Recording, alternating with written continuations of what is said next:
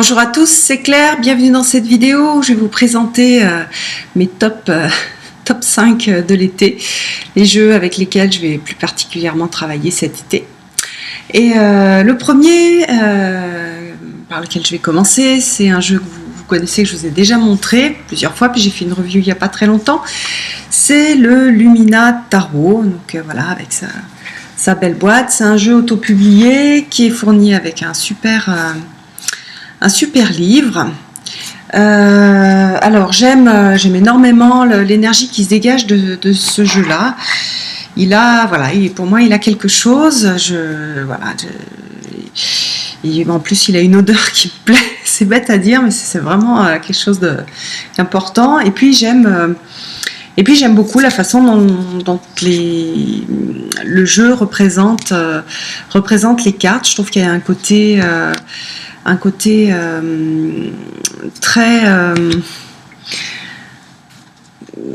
très poétique, hein, le mélange de noir et blanc, enfin une structure noir et blanc avec quelques touches de couleur, ça me parle.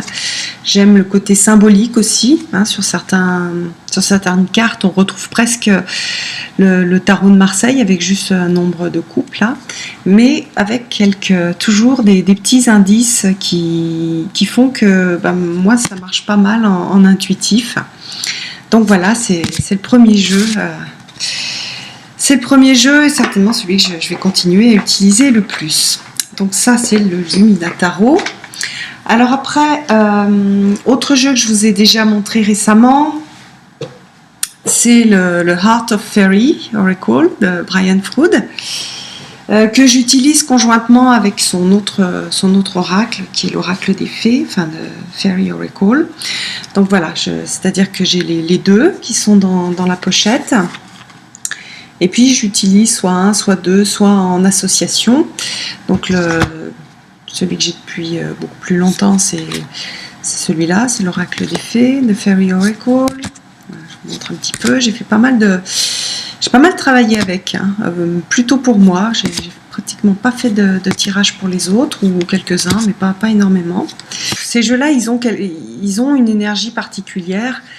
Et une fois qu'on s'y est connecté, on devient un petit peu accro. Voilà, donc c'est ces deux jeux. Je vous montre le dos parce que je trouve que c'est un des plus beaux dos que j'ai. Voilà, donc ça ce sont donc deux oracles. Je vais leur mettre dans leur petite pochette.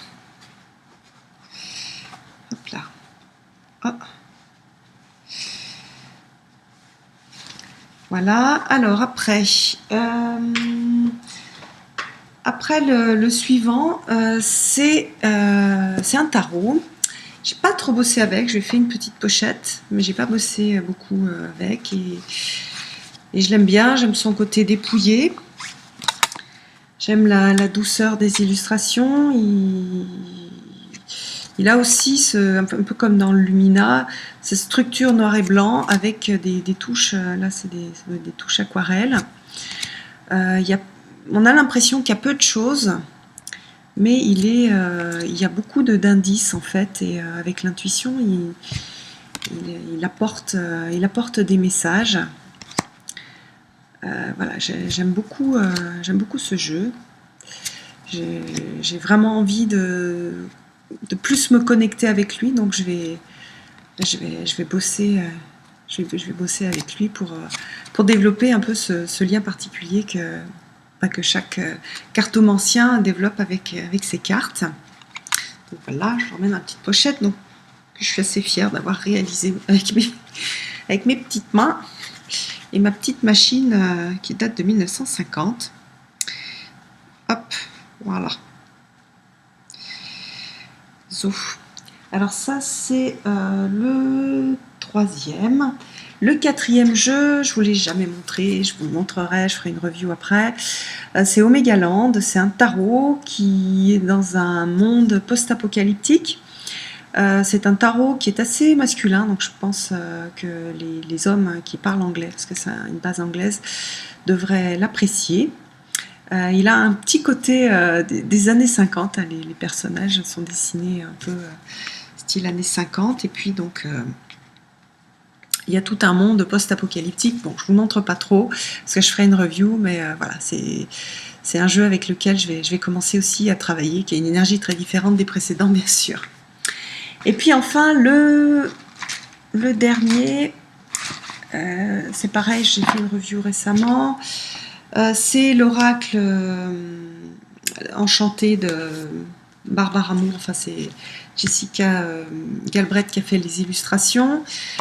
Voilà, j'aime beaucoup en fait le livre de Barbara Moore qui apporte énormément de profondeur à ce jeu. Donc voilà, je vous l'ai déjà montré il n'y a pas très longtemps, mais je remonte un peu les illustrations. C'est un très beau jeu qui est très puissant en fait et qui apporte beaucoup de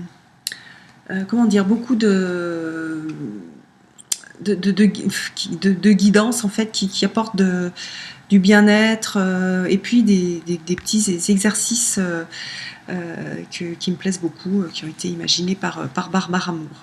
Voilà, donc ça c'est l'oracle enchanté. Et petit bonus, dernier tarot que je vais aussi ressortir, que j'ai beaucoup utilisé à un moment, et là j'ai envie à nouveau d'être dans son monde. C'est le Vision Quest.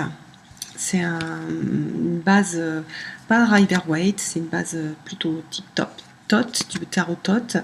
Pareil, on a l'impression qu'il y a peu de choses, mais il y a beaucoup de symboles dans les cartes, et j'aime il a un côté chaleureux qui, moi, et chamanique aussi, qui me ressource et qui me met en lien avec cette partie de moi qui est plus rassurante, qui est plus ancrée à la terre, à la nature.